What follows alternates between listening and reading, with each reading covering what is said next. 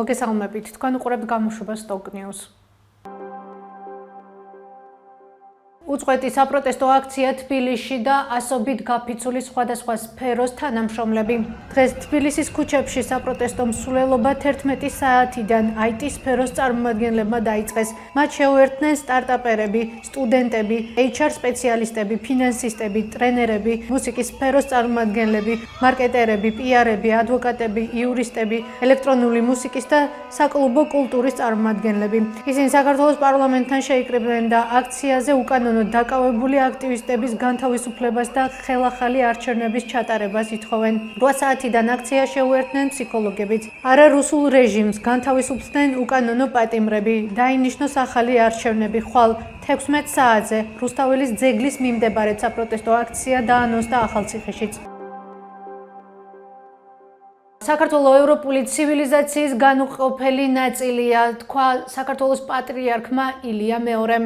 ამის შესახებ განცხადება საქართველოს საპატრიარქომ გაავრცელა. ციტატა: ჩვენი ვალია ხელი შეუწყოთ ჩვენს მრავალსაუკუნოვან ქრისტიანულ სულიერ კულტურულ მემკვიდრეობასა და ტრადიციულ ღირებულებებზე დაფუძნებული ევროპული ტიპის ეროვნული სახელმწიფოს განმტკიცებასა და განვითარებას. გავრცელებულ განცხადებაში უმართავი პროცესების თავიდან აცილების მიზნით ილია მეორე ამბობს, რომ მნიშვნელოვანია დიალოგი. განცხადების პარალელურად თბილისში ჭავჭავაძის გამზირზე აქციის მონაწილეებს და სასულიერო პირებს შორის სიტყვიერი დაპირისპირება მოხდა. გთავაზობთ მცირე ვიდეოს. ხალხთან ერთად ჩვენთან ერთად წამოდი. რატოა იესო და წვეს რუსთაველზე, იესო და წვეს რუსთაველზე. სადნახეთ, მანახეთ, სადნახეთ. შინეთიდან გამოწერულ კუბოზე იყო იესო გამოსახული. რასაც უებს ხალხს, ვისაც უებს. იტყუებით, თქვენ ხართ დაწყვარები. არ შეიძლება თქვენ ხალხის გვერდით უნდა იდგეთ.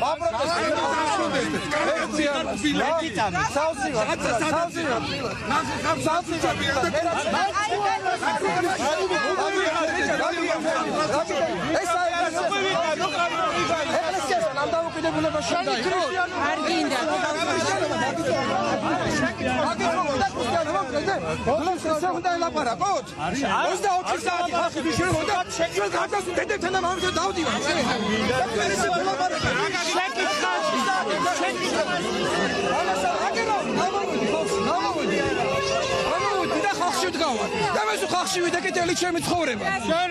პროპაგანდისტი. შენი ქრისტიანობა საშინელება. ეგ არის საშინელება. ადამიანის ცემაზე, ცუდი დედამიწაზე არაფერი არა. საშინელებაა და ყველა ადამიანი, ვინც ადამიანზე ხვერს აღმართავს და ვინც ბავშვს გაალახავს, არის ღვთის გმობა და ადამიანის გმობა. ეს არ შეიძლება. ხო? თქვი ქადაგებაში. ქვიდა დაუგმეკიდევათ. გავაპროტესტე ბავშვების ცემა, ვინ არ გავაპროტესტა? პირველი მე ვთქვი და როდესაც გაალახეს ბავშვი გავაპროტესტე. როდესაც ნახეთ ჩემი ინტერვიუ თუ არა გავაპროტესტებული. მამაშალო, ბევრი სასულიერო პირი ქაშვეთანაც იყო ხოლმე დარბევების გამოს. როგორ არ ვიყავი ქაშვეთი გწევი? ბავშვები ვინც გადაგიდა ჭია ბავშვები. არ ვიჩქიმები. ხელში ამოყვე. მამაო,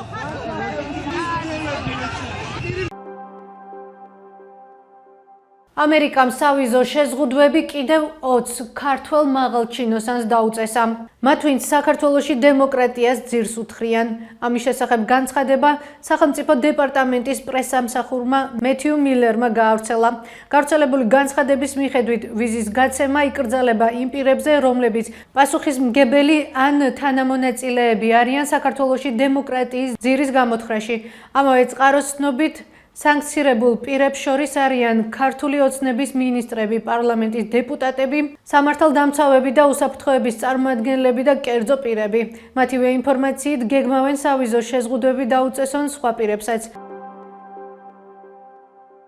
დარღვევებით დანიშნული და არაკონსტიტუციური პრეზიდენტის არჩევნები. სამოქალაქო იდეის თავმჯდომარე თინა ხიდაშელი აცხადებს, რომ არალეგიტიმური პარლამენტი პრეზიდენტის არჩევანს უკანონოდ ვადების დარღვევით აპირებს. მისივე შეფასებით უხილავმა ხელმა ისევე უკანონოდ დანიშნა საპრეზიდენტო არჩევნები, როგორც საკონსტიტუციო გადაწყვეტილებამდე პარლამენტის ხდომა. რა დარღვევებით დაინიშნა პრეზიდენტის არჩევნები, გვპასუხობს თინა ხიდაშელი. საქართველოს კანონში ერთმნიშვნელოვნად წერია, რომ ქვეყნის პრეზიდენტის არჩევისთვის აუცილებელია არსებობდეს 30 დღიანი ვადა.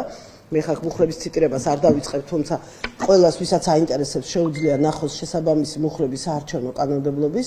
აუცილებელია არსებობდეს 30 დღიანი ვადა და ყველა ხვდება ალბათ, რომ ეს იმისათვის არის, რომ საარჩევნო კამპანიისთვის კანდიდატებს ჰქონდეთ შესაბამისი დრო, რომ აწარმოონ ეს საარჩევნო კამპანია. საქართველოს საარჩევნო კოდექსში არის ერთადერთი შემთხვევა გათვალისწინებული, როდესაც განსხვავებული ვადები შეიძლება დაადგინოს CESCOM და ეს შემთხვევა ამბობს, რომ მხოლოდ იმ შემთხვევაში, თუ შეუძლებელია და არსებობს გამონაკლისი შემთხვევა და შეუძლებელია ვადების დაცვა, შესაძლოა რომ სხვაგვარი გრაფიკი განისაზღვროს. საქართველოს პარლამენტს თავის დადგენილებაში, რომელიც აი ესეთია, მოკლე, უბრალოდ არის თარიღის დადგენის შესახებ, არც ერთი სიტყვით არ უთქვამს, რატომ იყო შეუძლებელი, რა ხდება ქვეყანაში ისეთი, რომ 30 დღიანი ვადის დაცვა გახდა წარმოუდგენელი და შეუძლებელი მათთვის საპრეზიდენტო არჩევნების ჩასატარებლად. მე პირადად არ მაქვს ახსნა იმისი, თუ რატომ ჩქარობენ ესე, როგორც პარლამენტის ხდომა მოიწვიეს აბსოლუტურად უკანონოდ, მოგეხსენებათ, რომ ისინი არ დაელოდნენ საკონსტიტუციო სასამართლოს გადაწყვეტილებას და კონსტიტუციის მოთხოვნების დარღვევით მოიწვიეს პარლამენტის პირველი ხდომა.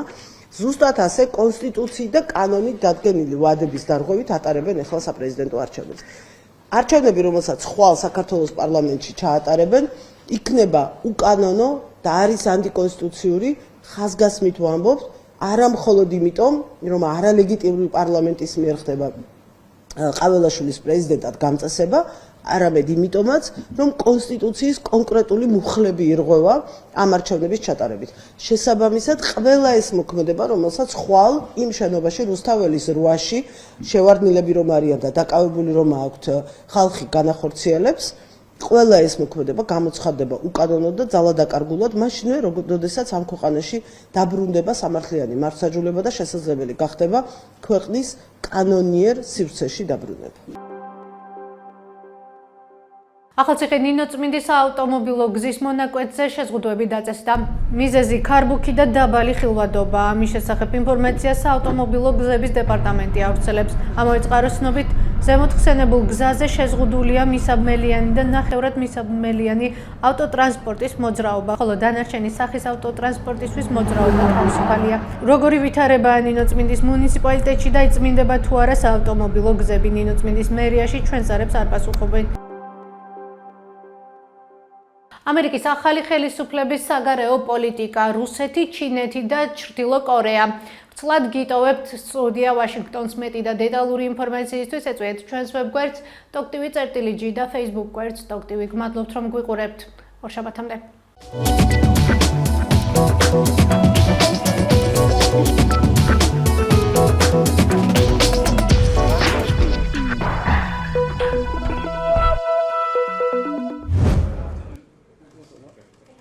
ამერიკის პრეზიდენტი ჯო ბაიდენი და ჩინეთის პრეზიდენტი სი ძინპინი ერთმანეთს სამჯერ შეხვდნენ. პირისპირ საუბარი ბოლოს ლიმაში, აზიისა და წყნარი ოკეანის ქვეყნების ეკონომიკური თანამშრომლობის სამიტზე გაიმართა.